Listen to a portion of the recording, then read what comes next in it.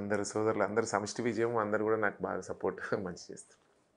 ఇప్పుడు ఈ మధ్య జగన్ పాట అత్యధిక వ్యూస్తోని అంటే ట్రెండింగ్ అవుతుంది సోషల్ మీడియాలో. ఆ, అంటే ఆ పాట మీకు ఎట్లా అనిపించింది? అంటే ఆ చాలా పాట హ్యాపీ రాయడం అనిపించింది కానీ అన్న. ఇప్పుడు జగన్ విషయానికి వస్తే కొంచెం మాస్ లీడరు, రాజశేఖర రెడ్డి కొడుకుగా, అంటే ప్రజలతోని ఎట్లా ఉండాలి, ప్రజలు మనం పాదయాత్ర కానీ అతను చూస్తున్నాం. అతనికి ఎట్లా రాస్తే బాగుంటుంది అనే మీద రైటర్ అనుకుని చేశాడు అది లక్ష్మణ్. ఆ సందర్భంలో పాడిందే పాట అది. అది చాలా హిట్. అందులో కొన్ని ఉంటాయి నేమ్స్, అంటే కొన్ని ఆ ట్యూన్లోనే ఆ పేరు వింటే ఢిల్లీకి ఎడలు, అసలొంచబోడు ఎవరికి మెడలు, ఆయనెదురుగా కొడుతున్నారు తొడలు. అందులో ఇంకో ఇంకో వర్డ్ కూడా వచ్చింది, గుంపు గట్టి జత కట్టిర్రు. జెండలు జత కట్టడమే మీ ఎజెండం, జనగుండల గుడి కట్టడమే జగను ఎజెండం. ఓహో బలిరా బలిరా బలి బలిరా, పులివెందులలో పుట్టిందా పులిరా. ఇది ట్రెండ్ అయింది బాగా. అత్యధిక ట్రెండ్ అని వర్డ్ ఇది. Thank you. అంటే ఏమనిపిస్తుంది అంటే వాళ్ళ నుంచి మీకు వచ్చే రెస్పాన్స్?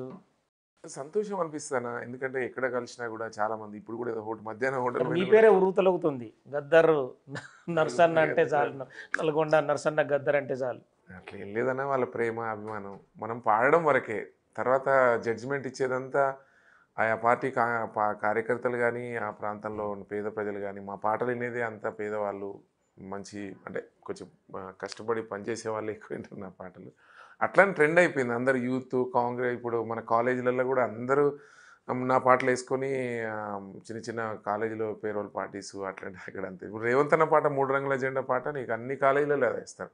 ప్రపంచంలో ఉన్న తెలుగు వాళ్ళందరూ కూడా ఎక్కడ పబ్బులలో కూడా అదే పాట వేస్తారు, 3 రంగుల జెండా పాటలు వేస్తారు. మన జమ్మికుంటకు పోయినప్పుడు నీ గుండెలు అదిరిపోతున్నాయి, నీ వేదిక మీద ఉంటే అసలు ఊగిపోతున్నారు జనం. అన్న వస్తుంటేనే ఆ సాంగ్ వేయడం, అన్న మాట్లాడుతుంటే సాంగ్ వేయడం, అన్న దిగి వెళ్ళిపోతుంటే మధ్యలో వదిలిపెట్టడం సాంగ్ని. అవునన్నా.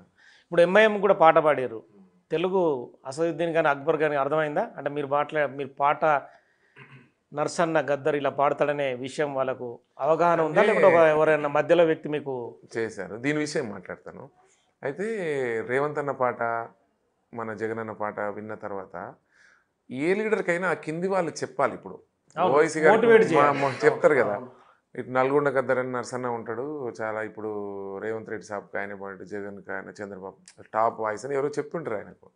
సాంగ్ విని వాయిస్ బహుత్ అచ్చా హై, ఉनको బులాओ నర్సన్న కార్ అయితే ఇద్దరు ఓ ఎక్ బార్ ఆవు బోలో అది చెప్పారంట. అది చెప్తే నాకు ఒక ఎమ్మెల్సీ అక్కడ ఆ పార్టీకి ఎంఐఎం పార్టీకి సంబంధించినటువంటి ఎమ్మెల్సీ రెహమాన్ అని చెప్పేసి నాకు ఎప్పుడో ఒక ఒక 20 ఇయర్స్ 15 ఇయర్స్ బ్యాక్ నాకు పాత పరిచయం. అంటే పరిచయం అంటే అతను ఒక దగ్గర డ్రైవర్గా చేసేది అతను. ఏదో అతను ఎంఐఎం ఓవైసీ గారి దగ్గరనే అతను డ్రైవరు. నీ కోమటిరెడ్డితో ఉండేది అప్పుడు, నేను 15 ఇయర్స్ బ్యాక్ ఇద్దరం అట్లా ఉంది. అయితే ఆ సందర్భంలో అరే ఒకసారి ఎట్లనన్నా, ఆయన ఎమ్మెల్సీ అయ్యాడట ఇప్పుడు, ఒకసారి పిలిస్తే బాగుండు అన్నట్టుగా ఒకసారి నాకు ఒక 4-5 టైమ్స్ ఫోన్ చేసిండు. నేనేందంటే ఏమని పాడాలి, ఇప్పుడు వాళ్ళకు తెలుగు రాదు, నాకు హిందీ క్లారిటీ రాదు, నేను ఏమని పాడాలని చెప్పేసి నేను అన్నీ దాటవేస్తూ వస్తే లేదన్నా అసలు సారే వస్తుంటుండు, ఓఎస్ సాబ్ మీ ఇంటికి వస్తుంటున్నాడు, తప్పదన్నా, మీరు ఎట్టి పరిస్థితుల్లో మీరు పాడాల్సిందే అది ఇది అంటే, నేను హిందీలో అయితే పాడలేనంటే తెలుగు అయినా పర్వాలేదు మాకన్నా. అయితే ఎట్లా అయ్యింది ఒకసారి డిస్కస్ చేయాలంటే, దారుసలాం ఒకసారి అక్కడ ఒకసారి రమ్మ పార్టీ ఆఫీస్కి ఒకసారి మీరు ఇటు స్టూడియోకి బంజారాల్సి పోయేటప్పుడు అందవేలో ఒకసారి రండి అన్న అది అని చెప్పేసి ఒక ఎమ్మెల్యే ఎమ్మెల్సీ ఒకసారి నాకు ఓవైసీ గారు కూడా ఫోన్లో మాట్లాడారు, ప్లీజ్ సాబ్ ఆయ్యే ఎక్ బార్ అంటే సరే అనిపోయిన. తప్పేముంది, మన పని మనం అందరికీ పాడతాం. మనకి ఇక్కడ పార్టీలు భేదాలు అట్లాంటిది. అట్లా అనుకుంటే ఇప్పుడు మోదీ గారి గురించి మంచి పాట పాడే మీ స్టూడియోకి వస్తున్నా. బీజేపీ అట్లే బీజేపీకి కూడా నా సాంగ్స్ ఉన్నాయి. పోతే సార్ ఇది మంచి సాంగ్ జర అచ్చాగానా కావాలి అంటే, సరే సార్ నాకైతే తెలుగు, నేను హిందీ రాదు అంటే, తెలుగు అయితే పర్వాలేదు, आवाज़ अच्छा है आपका, आपका వాయిస్ अच्छा है, बहुत आवाज़ अच्छा है, తెలుగు మే గాओ बोला.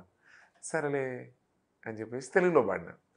సరే అది ట్రెండ్ అయింది. అది ఇక చాలా ఒక 10 మెంబర్స్ అట్లా 15 మెంబర్స్ దాకా ఇది యూట్యూబ్లో అది కొంచెం బాగా పెడుతున్నారు. తమ్నేల్ పెట్టి నల్గొండ గద్దర్తోని ఓవైసీ గారు పాడిపించారు. వాళ్ళ లైన్ ఏంటి? అంటే పాత బస్తీ అనేది వాళ్ళకు ఒక ఇది కదా, అంటే వాళ్ళ లైన్ ఏ లైన్ మీద ఆ పాట అనా జీవితం దేశంలో ఎక్కడైనా అదే అర్థాలు, అదే పేద ప్రజలు, అదే మేము బాగా చేస్తాము, అందరూ మాకు సమానమే, హిందూ ముస్లిం సమానమే, క్రైస్తవులు అందరినీ బాగా చూసుకుంటా, ప్రేమిస్తా, నేను అందరు ఈ జనం అంతా అన్ని మతాలు కులాల వాళ్ళు వచ్చారు. దారుసలాంలో నాకు పరిచయం చేశారు. 7 మెంబర్స్ 6 మెంబర్స్ ఎమ్మెల్యేస్ అందరూ ఆడ కూర్చున్నారు. అది గమ్మత్తు.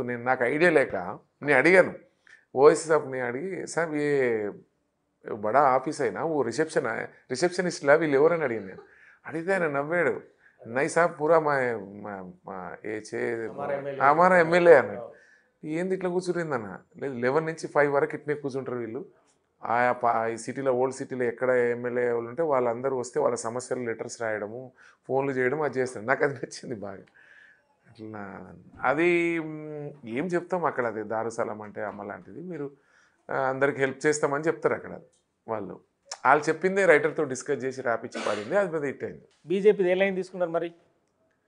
బీజేపీది మోడీ గారిది సంబంధించి ఒకసారి వినిపిస్తారా? డమ్ డమ్ డమ్ డమరుకం మోగుతుంటే పూనకం, డమ్ డమ్